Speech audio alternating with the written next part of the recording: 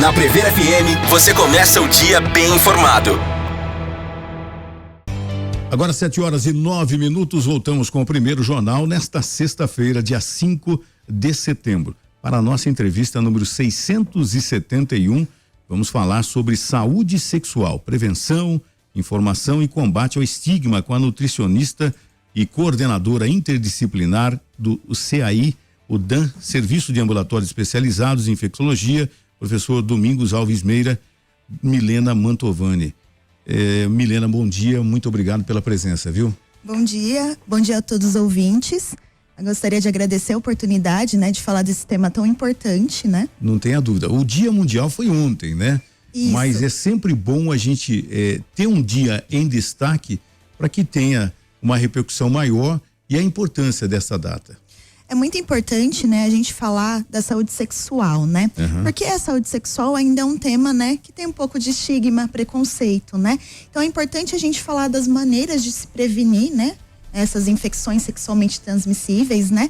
E falar também das mudanças que estão ocorrendo, né? Em relação a essas infecções. Então, o que a gente pode começar a iniciar nessa conversa é mudanças das terminologias, né? Uhum. Então, antes a gente falava doenças sexualmente transmissíveis, hoje não. A gente mudou. Então a gente fala infecções sexualmente transmissíveis para as pessoas se lembrarem que quando a gente tem uma infecção, a gente pode transmitir. Então, é importante a gente ter essa ideia, né? É importante a gente se cuidar para também cuidar dos outros ao redor da gente, né? Então, isso é muito relevante também. Outras questões também importantes de mudanças de terminologias que é importante a gente conversar é sobre algumas terminologias relacionadas ao HIV. Então, lá quando surgiu, né, o HIV, no final da década de 80, início dos anos 90, se usava o termo aidético, soro positivo. Verdade. E hoje a gente não usa mais esse termo, né? Uhum. Então, mas ainda fica no imaginário da população que foi o termo que foi iniciado, né? Então, hoje a gente usa a terminologia pessoas que vivem com HIV/AIDS. Então, também conversar sobre isso é importante, né? Porque às vezes as pessoas, né, às vezes usam também o termo portador de HIV, né? Então, quando a gente, por exemplo, tem uma diabetes, a gente não fala eu porto diabetes, né? Verdade. Eu tenho diabetes. Uhum. Então, para essas pessoas também é importante, né? Eu vivo com HIV. Então, é importante a gente mudar essas terminologias para diminuir os estigmas e os preconceitos também, né? Quando a gente fala propriamente em prevenção, né, dessas ISTs, que são as infecções sexualmente transmissíveis, a gente tem a mandala de prevenção combinada. Então, são várias estratégias que a gente pode fazer para prevenir essas infecções. Então, por exemplo, quando se iniciou essas infecções, né, a conversa sobre isso, se falava assim, tem que usar camisinha. E esse era o único tipo, né, que a gente tinha de prevenção. Hoje não.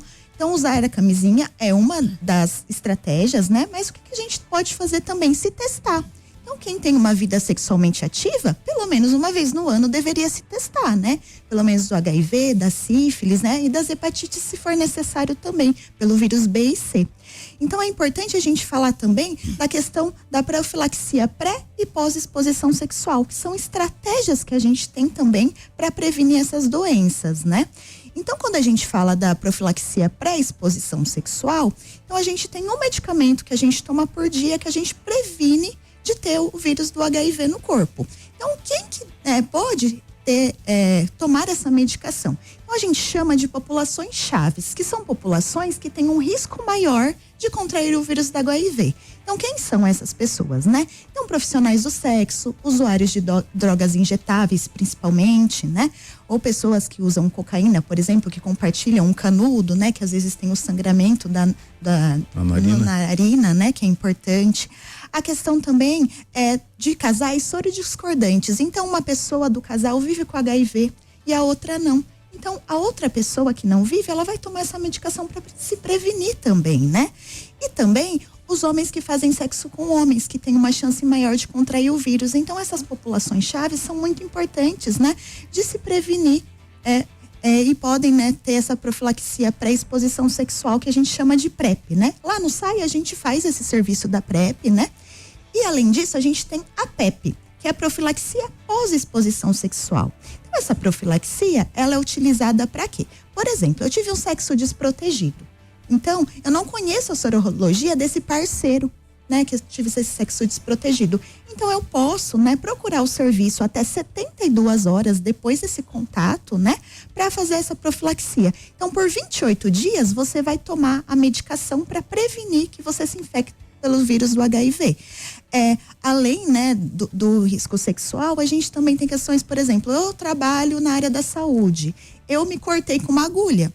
Então, eu me perfurei com uma agulha, né? Eu me cortei com alguma coisa. Um lixeiro, por exemplo, tá lá trabalhando, se cortou, ele não sabe com que ele se cortou. Ele não sabe se está contaminado ou não aquilo que ele se cortou. Então, a questão ocupacional também, você pode tomar essa PEP, né? Então, se recomenda procurar o serviço de saúde para fazer a PEP nesses casos também. No caso de abuso sexual também, né? Que acontece, então, todo esse acompanhamento é feito. E todas essas estratégias, elas vão estar dentro dessa mandala de prevenção combinada que a gente chama, né, para prevenir. Além disso, uma questão muito importante é a transmissão vertical também, né, que é passar o vírus do HIV da mãe para o filho. Botucatu, a gente recebeu um prêmio, né, que desde 2023 aqui, né, o prêmio foi recebido em 2023, né, que a gente não tem transmissão vertical, nem de sífilis, nem de HIV no nosso município, né. Então isso também entra dentro da mandala de prevenção, porque assim, se a mãe vive com HIV e ela transmite para esse filho que vai nascer, é mais uma pessoa que vive com HIV, né? Então, é muito importante a gente trabalhar todas essas questões da prevenção. E como é que é, doutora? Como é que de repente a mãe que está grávida e ela convive com HIV, sabendo que a probabilidade do filho também ter o HIV é muito grande, como é que é? O que ela deve fazer? Principalmente, além da conscientização. Na verdade, uma mãe que vive com HIV, se ela estiver indetectável, ou seja, se ela faz o exame e as células do vírus estão bem baixinho no corpo, ela não vai transmitir isso para o filho. Mas acontece que às vezes a mãe, durante o pré-natal, descobre que vive com HIV. Então ela vai iniciar o tratamento durante a gestação. Então ela vai ter que ser muito bem monitorada para que ela consiga ficar indetectável durante, né, a gestação, para que não ocorra essa transmissão para o filho.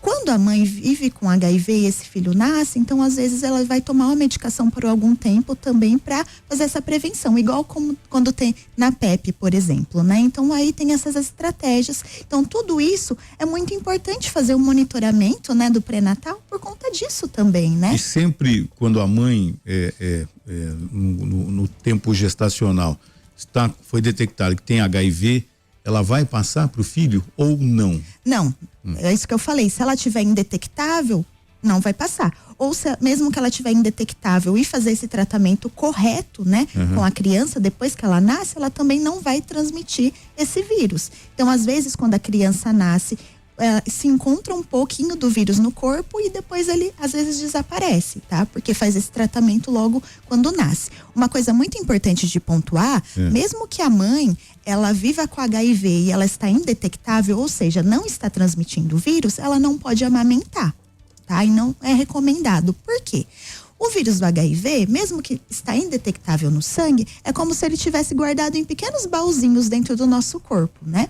Então, a gente não sabe ao certo se esses vírus, durante, né, essa questão do aleitamento materno, se ele vai sair em algum momento, né? Então ela não pode amamentar, tá? E então, recorre-se ao banco de leite humano. Isso, banco de leite humano ou as fórmulas também, né? Então isso é importante de falar. Perfeito. A gente sabe que a medicina tem avançado como tudo hoje em dia, né? Quais são as novidades em relação a tratamentos para quem tem HIV, para quem já tem alguma IST de qualquer tipo, mas principalmente HIV e hepatites, por exemplo? Em relação, né, ao HIV e as hepatites de maneira geral, as medicações elas mudaram bastante, né? Então vamos pensar lá no início da infecção pelo HIV, a gente tinha o primeiro medicamento que surgiu foi o AZT. E o AZT era um medicamento que ele dava muito efeito colateral, né? Então as pessoas tinham algumas lesões de fígado, lesões no rim, né? Tinha a questão muitas vezes de pesadelo, né? E elas tomavam muitas medicações. Então, tem pacientes que relatam que tomavam de 15 a 20 medicações. Hoje, não. O tratamento inicial pro HIV, hoje em dia, são 2 medicações. E para os pacientes 50 a mais, com alguns critérios, eles tomam muitas vezes uma medicação por dia. Então, isso auxilia muito a adesão ao tratamento, né? De novidades, o que a gente tem encontrado que está chegando por aí são as drogas injetáveis, né? Então, você toma não vai tomar medicação todos os dias. Você vai tomar medicação, por exemplo, a cada 3 meses injetar essa medicação no corpo, a cada 6 meses. Chegou no Brasil, né, nesse último mês, uma medicação para PrEP que é injetável, mas ela ainda não está sendo distribuída pelo SUS, tá? Então, ela está sendo distribuída só pelo serviço, né, particular. Então, a ideia é que essa medicação chegue também no SUS, né, para que as pessoas possam também melhorar essa adesão ao tratamento. Porque pensando na PrEP, né, que é a profilaxia pré-exposição sexual, então se a gente garante que a pessoa não está se expondo, mas ela tem uma garantia que ela não vai se infectar, isso é muito importante, né? Então a gente evita que a pessoa tenha a infecção pelo HIV. Só que é importante lembrar também que a PrEP é só a infecção do HIV. Então a gente tem as outras ISTs, né? Então sífilis, gonorreia, HPV. Então é importante a gente usar mais que uma daquela mandala, né? Mais que uma. Então a camisinha, né? Sempre a gente bate na tecla que é muito importante. Fundamental, né? Fundamental. Agora, eu tô lembrando, eu tô ouvindo aqui a doutora Milena falar, e eu volto no tempo. Quantas vezes eu entrevistei o doutor Domingos Alves Meira, né? Inclusive eu fiz uma entrevista interessantíssima num sábado de manhã, numa outra emissora de rádio, que eu fui até, não sei se existe, mas na época existia a chamada Zona do Meretrício aqui em Botucatu, né? E eu fui até lá para que algumas pessoas, algumas mulheres principalmente, perguntassem. Isso no ano de 1989, início de tudo isso. O preconceito era muito grande, o desconhecimento era muito grande. Então a gente percebe, depois de tanto tempo, né, depois de 35 anos pelo menos, quanto evoluiu, inclusive com relação a preconceito, com relação a tratamento. E antigamente se falava que tinha-se o termo da época, uma pessoa aidética, né? Ela ficava à margem da sociedade, né? A convivência. E daí você percebia que alguns ídolos mundiais, inclusive artistas e tudo mais, morreram em virtude do HIV, né? Então a gente percebe a evolução hoje, que a gente pode, numa emissora de rádio, tratar com naturalidade, dizer que existe tratamento, que as pessoas fazem parte do dia a dia, da convivência social, sem o preconceito e mantendo uma vida quase que normal, né? É muito importante, né, a gente falar dessa questão do preconceito, né? Porque no imaginário da população, principalmente, né, quem viu lá o início, né, da epidemia do HIV/AIDS, né? Então tem esse imaginário da população que uma pessoa que vive com HIV é uma pessoa desnutrida, uma pessoa que está à beira da morte, né? E não é mais assim, né? Verdade. Então, naquela época não se existiam as medicações, né? A terapia antirretroviral, né? Tão potente. Então, como a gente vê hoje, não, uma medicação, 2 medicações é o tratamento, né? Então é assim como as outras doenças, né? Então se eu tenho diabetes, por exemplo, eu vou tomar medicação todo dia. Se eu tenho hipertensão, eu vou tomar medicação todo dia. Verdade. Então é a mesma coisa. Então é sempre importante a gente conversar também sobre as maneiras de contágio, né, da doença. Então não se pega HIV dando a mão, né, pro colega que vive com HIV, abraçando, beijando, né? Ou compartilhando, por exemplo, talher, tomei no mesmo copo, né? Então isso não existe, né? A maneira, né, que se a gente se infecta das ISTs é por via sexual, né? Contato com sangue, compartilhamento de agulhas, seringas, pérfuro cortantes, né? Então alicatinho de unha, né, com resíduo de sangue, lá na barbearia, né, quando a navalha, né, quando vai fazer a barba. Então isso é importante a gente saber. E também para a gente ir desmistificando, né, essa questão sobre os contágios também, né? Porque às vezes fica ainda no imaginário, né? Então acho que quem viveu essa época lembra muito daquela imagem do Cazuza na Veja, né? Que aí tinha até uma chamada que falava Cazuza agoniza, né? Então assim, ainda tem muito isso no imaginário da população. Então hoje, né, mudou o perfil. A pessoa não é mais aquele indivíduo desnutrido, né? Verdade. Então mudou completamente, né? Com o tratamento, isso é muito bom, né? Muito interessante. A gente tem uma pergunta aqui da Tatiane. Ela falou que ela teve HPV na gestação, a filha dela nasceu de cesárea, né? Talvez tenha havido a contaminação nesse momento. E ela pergunta qual seria o procedimento a ser tomado caso ela esteja com o vírus também. Seria importante, né, ela procurar o serviço de saúde. Inicialmente ela pode ir na UBS do município, né, para o médico avaliar. E se houver a necessidade, né, ela vai ser encaminhada para o médico infectologista também para essa avaliação. Então é importante ela procurar o serviço de saúde, né, para ela não ficar com essas dúvidas também e se testar. Tá bom? Certo. Qual é o endereço? Como é que as pessoas devem proceder? Pessoas que acompanharam esse nosso bate-papo, doutora Milena, aonde elas devem, como é que elas devem procurar, qual a informação que elas podem obter, como funciona? Então, lá no SAI, nós focamos no tratamento dessas ISTs, né? Então, hepatite, do HIV, do HPV, né? De outros vírus, o HTLV também, a gente faz PrEP, PEP lá também, tá? Então, o SAI é um serviço mais referenciado para o tratamento. Eu quero fazer uma testagem, onde eu vou aqui em Botucatu. Todas as unidades básicas de saúde, elas têm os testes de HIV, sífilis e das hepatites. Então, inicialmente, a pessoa que vai se testar, ela vai fazer sífilis e HIV, e se o médico achar que tem a necessidade, vai testar o vírus da hepatite B e C também. Tá?